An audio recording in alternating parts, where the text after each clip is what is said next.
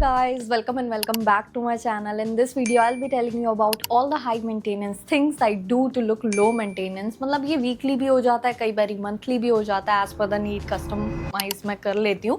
But इससे ना overall confidence काफ़ी बिल्डअप होता है. मतलब तुम्हारी अगर एक एक डिटेल कोई भी देखे तो लगता है तुमने खुद के ऊपर कुछ ध्यान दे रखा है and they respect you accordingly. So without a further do let's get started with the video. Recently मुझे ड्राई ब्रशिंग के बारे में पता लगा है. मतलब इसके इतने बेनिफिट्स हैं जो मैंने पर्सनली नोटिस करा है, मैं वही बताती हूँ. वैसे इसको यूज़ ऐसे करना होता है, आपको एक ही डायरेक्शन में 5 to 6 टाइम्स के लिए इसको अपवर्ड डायरेक्शन में मूव करना होता है. और हमेशा मेक श्योर ड्राई बॉडी पे रब कर रहे हो, कभी भी वेट बॉडी पे. ये नहीं कि एक्सफोलिएटर वगैरह नहीं है. ये एक तरीके का बेसिकली ड्राई ब्रशिंग मेथड है जिसके बाद ना तुम्हारी स्किन ब्राइटन अप होगी, डेड स्किन रिमूव होंगे कम्प्लीटली और ब्लड सर्कुलेशन भी इम्प्रूव करता है. और भी बहुत सारे बेनिफिट्स हैं, बट ये 3 चीज़ें मैंने खुद में नोटिस करी है तभी मैं बता रही हूँ.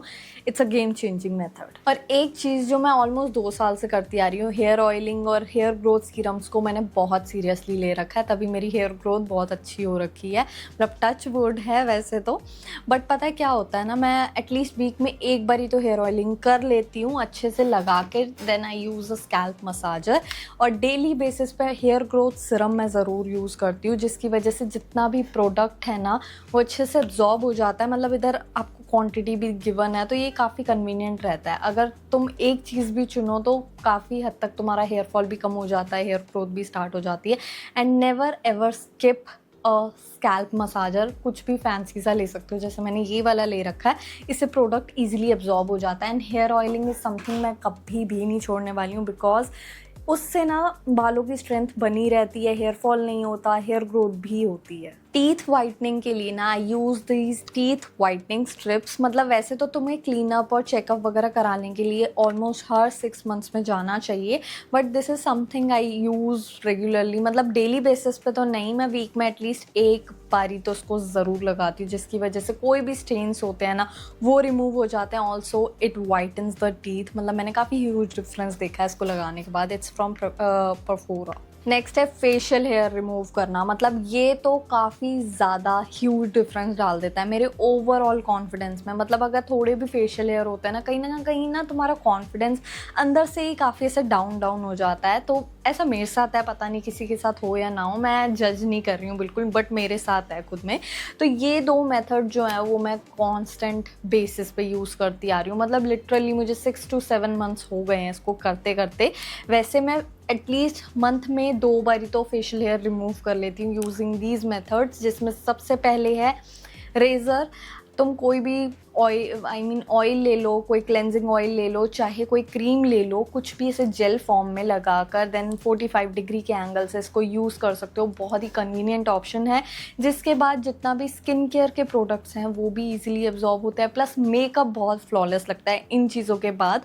और अगर मेरे पास ज़्यादा टाइम नहीं है, ज़्यादा पेन भी नहीं झेलना या कोई थ्रेडिंग वगैरह का, तो आई यूज़ दिस ब्रॉन का ट्रिमर. बहुत कन्वीनियंट है, जिसको मैं ना सर्कुलर डायरेक्शन में इसको मूव करती रहती हूँ, तो बहुत ही इजीली ये हेयर को रिमूव कर देता है. ओवरऑल फेस कहीं पे भी इसको यूज़ कर सकते हो. 3 महीने में एटलीस्ट एक बार ही तो हेयर ट्रिमिंग कराती हूँ, जिसकी वजह से जितने भी स्प्लिट एंड्स है, डेड हेयर है ना एट द एंड, वो सारे रिमूव हो जाते हैं. बट इन केस अगर नहीं होते हैं ना तो I use this split end remover at home. मतलब इसको इतना यूज़ करना ईजी है ना, मैं जब भी इसको यूज़ करती हूँ मेरे जितने भी स्प्लिट एंड्स हैं वो तो रिमूव हो ही जाते हैं, बट लेंथ बिल्कुल भी ख़राब नहीं होती. ऐसा नहीं लगता कि मेरी लेंथ पे कोई अफेक्ट करा है इसने.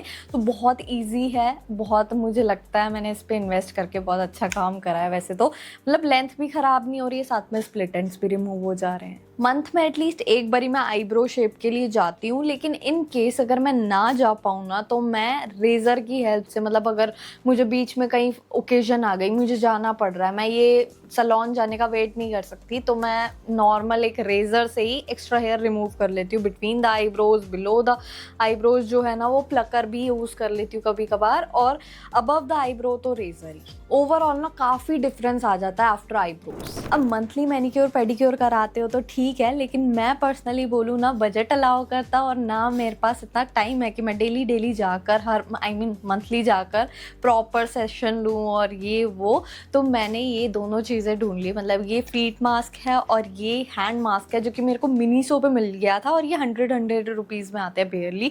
अब 15 डेज़ में एक बारी मैं इसको लगा लेती हूँ ना तो मुझे एग्जैक्ट मैनीक्योर पेडिक्योर वाले रिजल्ट घर बैठे मिल जाते हैं। अब ये हैबिट मैं और भी लोगों को रेकमेंड कर चुकी हूँ और खुद की हैबिट तो मेरी लगा लो ऑलमोस्ट 1.5 ईयर से है कि मैं कंडीशनर की जगह हेयर मास्किंग करती हूँ और ये दोनों मास्क मुझे इतने ज़्यादा पसंद है। बी ब्लंट का तो मैं बोल के थक चुकी हूँ, हर किसी को ले लो, बहुत अफोर्डेबल है, रिजल्ट्स इसके हाई एंड जैसे हैं। और लव ब्यूटी एंड प्लैनेट का ये मास्क भी बहुत अच्छा है। शैम्पू इनका इतना खास नहीं है लेकिन ये मास्क बहुत अच्छा है।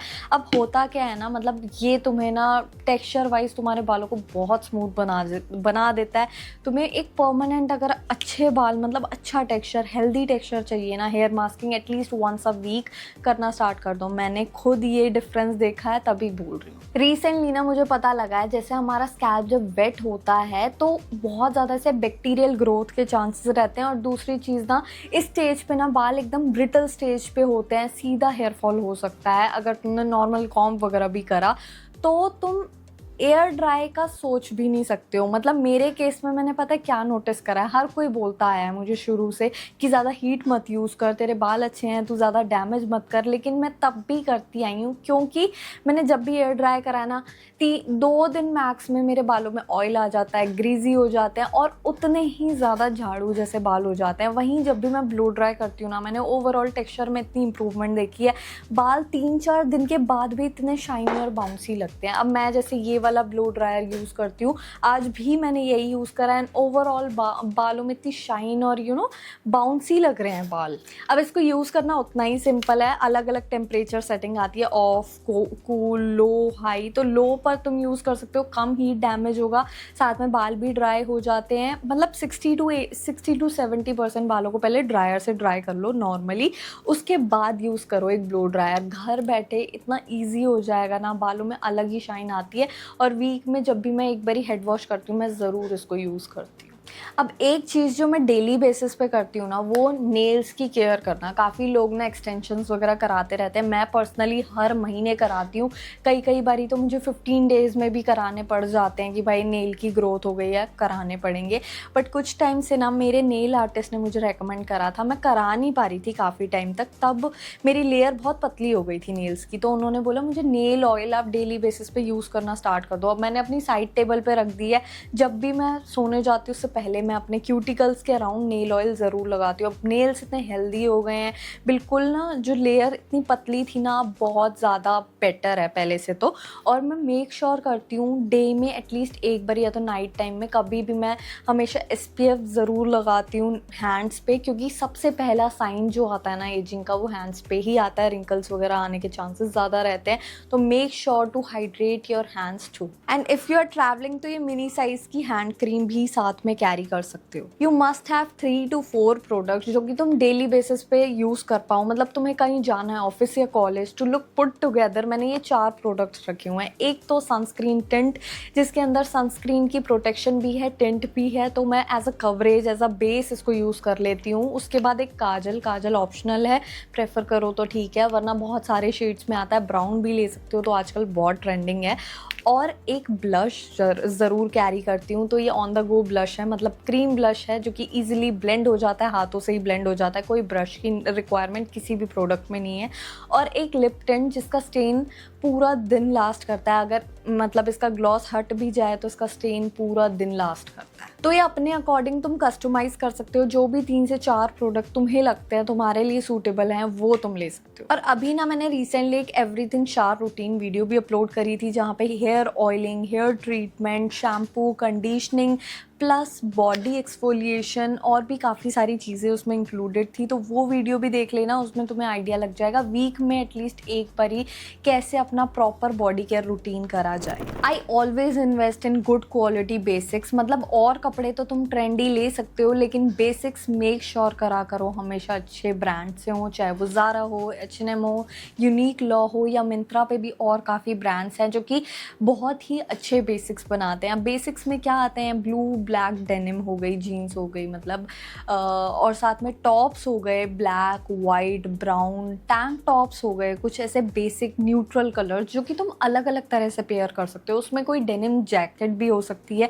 जिससे ना तुम बहुत सारे आउटफिट्स क्रिएट कर सकते हो। एक बारी परचेज करने पे 2-3 साल तक ना छुट्टी हो जाती है, मतलब तुम्हें बार बार वो बेसिक्स पे इन्वेस्ट नहीं करना पड़ता। Good quality basics means overall तुम्हारा ना आउटफिट काफ़ी एलिवेट हो जाता है। उसके बाद आती है एक्सेसरीज, जो कि बहुत मेन रोल तुम्हारे ओवरऑल आउटफिट में चाहे पर्सनैलिटी में ना काफ़ी चीज़ एक ग्रेस ऐड कर देती है। उसके लिए ना काफ़ी ऐसी minimal accessories, dainty jewellery add कर सकते हो, मतलब मेक श्योर एंटी टार्निश हो।